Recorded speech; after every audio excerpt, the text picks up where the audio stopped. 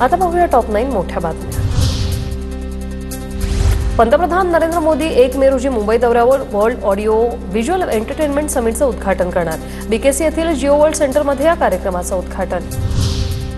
राज्य मंत्रिमंडळाची आज महत्त्वाची बैठक। राज्यातील विविध विषयांवर या बैठकीत चर्चा होणार। दुपारी 12 वाजता ही बैठक होईल।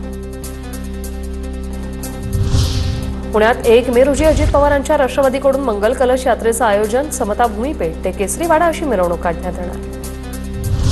गिरीश महाजन धमकी प्रकरणी याचिका निकाली। प्रकरण बंद करण्याचा सीबीआयचा कनिष्ठ न्यायालयात अहवाल। जळगाव जिल्हा मराठा विद्याप्रसारक समाज संस्थेचा ताबा मिळवण्यासाठी विश्वस्तांना धमकी दिल्याचा आरोप होता।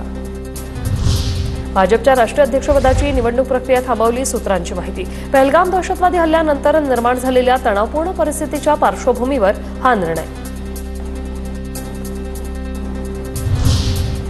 मे महिन्याच्या अखेरीस 10 दिवसात मतदार संपर्क मोहीम राबवा। जिल्ह्यात संविधान रॅली आणि कार्यक्रमाचं आयोजन करा। काँग्रेसच्या हायकमांडकडून राज्य काँग्रेसला या सूचना। ठाकरेंच्या शिवसेनेचे 45 ते 50 माजी नगरसेवक शिवसेनेत। मुंबई महापालिका निवडणुकीत भगवा झेंडा फडकवायचा आहे असा निर्धार।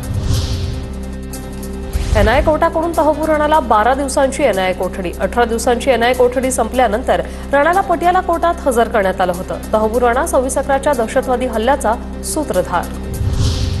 लेखी आश्वासनाशिवाय एल्फिन्स्टन पुलाचं काम सुरू होऊ देणार नाही। प्रकल्प बाधित 2 इमारतीतील नागरिकांची ठाम भूमिका। कुर्ला स्थलांतराला हाजी नुरानी लक्ष्मी निवास इमारतींचा विरोध।